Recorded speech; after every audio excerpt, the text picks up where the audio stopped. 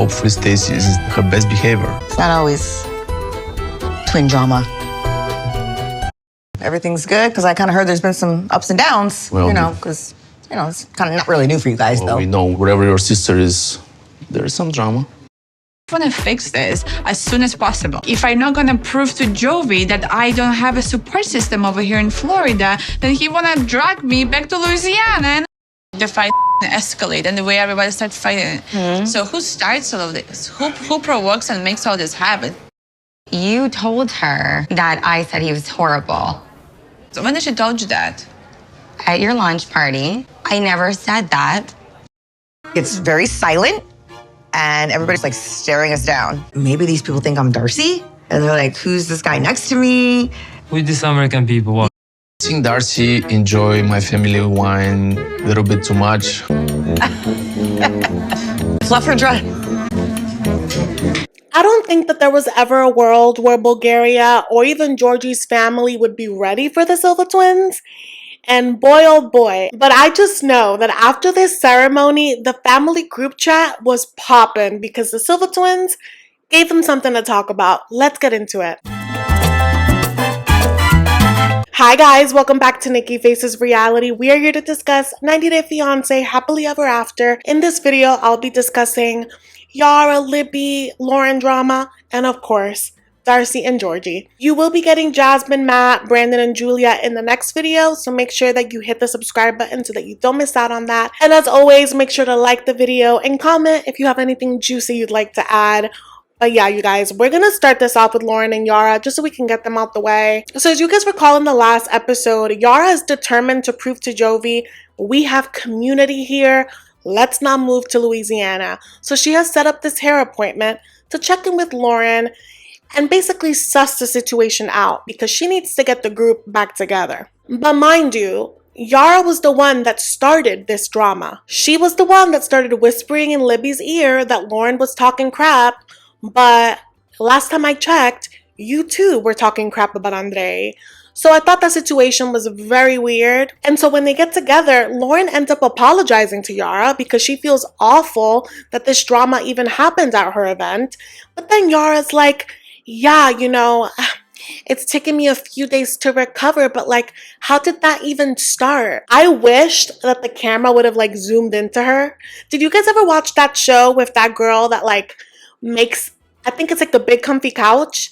The girl that like makes a mess and at the end she's like, who made this mess? And it like zooms into her face. That's what I wish would happen to Yara because girl, you ran your mouth and it was ill-timed because it exploded at your event, which in my opinion is poetic justice. In a launch party, the way the fight escalate and the way everybody starts fighting. So who starts all of this? Who provokes and makes all this happen? Oh, but when Yara says that, like, where did it begin? Lauren is like, you know what? I'm glad that you asked because Libby pulled me aside and told me that you told her some things when you guys met up. And apparently you told her that I said he was horrible. So when did she told you that? At your launch party. I never said that. And Yara's like, oh, well, I didn't say that you said he was a horrible person. I know that your friend Nolga, whatever her name is, said it. Maybe I got confused. Yara, you were being messy. I don't think she got confused. I really don't. But that is what she tells Lauren. And I know that she's guilty because when she heard Lauren say it, her face got red. So those beautiful blowouts could not hide the fact that they are not all right. And at the end of the day, Lauren is like, listen, it doesn't even matter. Like he said, she said. The point is that Libby's supposed to be my friend and she said some vile things to my husband in public, and I don't know if we can get back from that. And so Yara is leaving this dress, but she is not defeated because all of a sudden she's orchestrated this ski trip. She's apparently skied all of her life, and so she's at this ski store. She's trying on a cute suit. She FaceTimes Libby, and she's like, yeah, I want to get the gang together. And Libby thinks that she did nothing wrong, right? So she's like, oh, I just don't want to be in like, a tense environment where people could fight.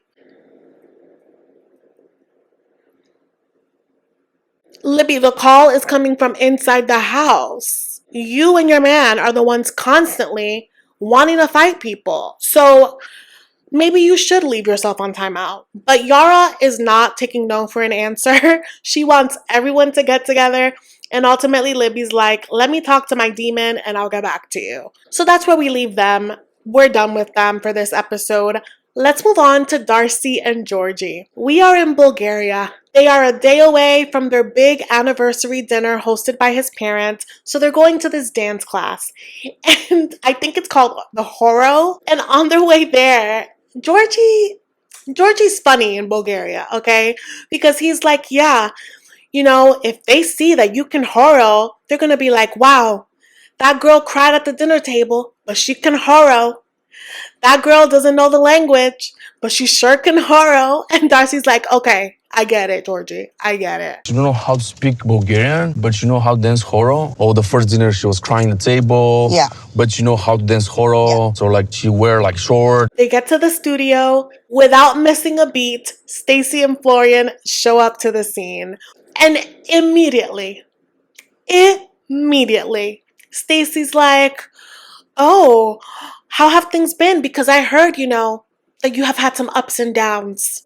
We were making such improvement with Stacey, but she can't help but just be a hater with her sister. Everything's good because I kind of heard there's been some ups and downs. Well, you know, kind of not really new for you guys, though. We know whatever your sister is, there is some drama. Always is something. And she always disguises it as being protective of Darcey. But sometimes I really do think that they are just in competition, like who has the better marriage. I just feel like a lot of times I don't think it's fair the way Giorgi treats my sister. Not saying that she's easy to live with. Neither am I. And if the last resort showed us anything, is that you really shouldn't be judging each other. Just let each other be.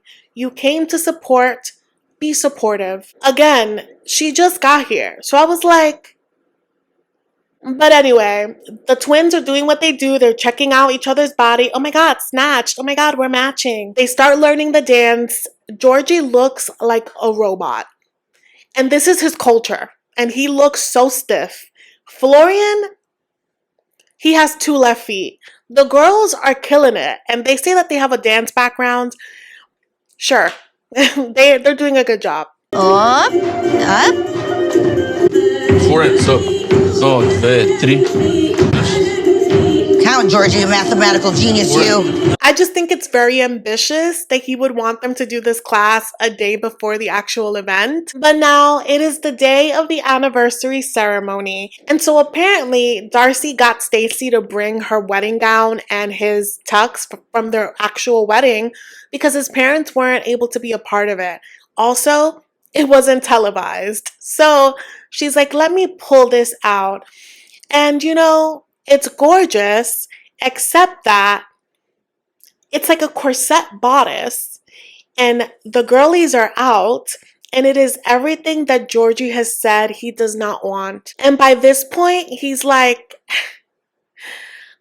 I obviously don't like it for this event and I have no fight in me, you know? And here's the thing, I get it. I think that like Darcey brought 8 luggages and somehow doesn't have the appropriate things. That's frustrating. And my initial thought was, oh my God, they should have gotten some traditional garb. However, they didn't even know that this ceremony was going to happen. So I don't really know how much you can prepare. You know, you can't really go to like a bunch of fittings for a new dress. So I get why she would be like, let me just pull this one out. But it's really not a big deal because they get there, they pull up to the venue. First of all, it is a huge restaurant venue. You can tell that they like rent it out for these kind of things. Beautiful, huge. They arrive, there's already people with drums. They put on this red veil. I think they looked it up. It said it's like for good luck, I guess. A red veil, and they put like this like wreath of flowers, like a flower crown. While the bride and groom are doing their thing, Stacey and Florian go into the hall where the rest of his family is. And I was cracking up because it was so quiet. And I don't know if it was just editing, but everyone was just like stoic. You could hear a pin drop. Classy, and we... Nice chandeliers. Yeah, but it's very silent and everybody's like staring us down. Nice to meet you. Hi. But I'm thinking to myself, like, maybe these people think I'm Darcey. Also, I didn't notice when they were in the hotel, but Stacey is wearing this gorgeous dress, and at first it just looks very bedazzled, but when you look at it really, under the bedazzle, it's sheer, so you can see skin, and I'm like, oh God, the twins are gonna give Giorgi a heart attack. Also, this is the first time that Darcey's gonna meet all of his extended family. But anyway, it is time for the ceremony to begin. They come in, there's like musicians. They have to do all of these traditional things, which is beautiful. But Giorgi did not prepare Darcey whatsoever.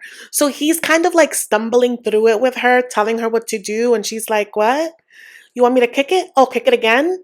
And it's really awkward. And I just, Giorgi's attention to detail is really stressing me out. But they get through it. They're saying hi to everyone. Everyone's being really lovely. And at every turn, we see that they keep giving Darcey glasses of wine, like a lot of wine.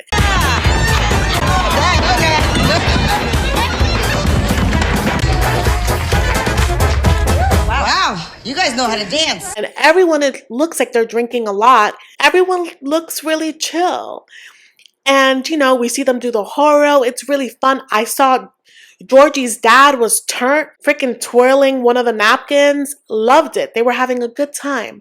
But progressively, Darcey kept getting drunker and drunker to the point that her hair and her extensions looked like a reef itself. It looked like a nest. Stacey was not doing her job in making sure that it was brushed. Bulgarian parties usually is like a lot of drinks, a laugh, enjoy the time. I think Darcey enjoyed my family wine a little bit too much. It was a mess. And still, everyone was drinking, but Darcey could not keep up.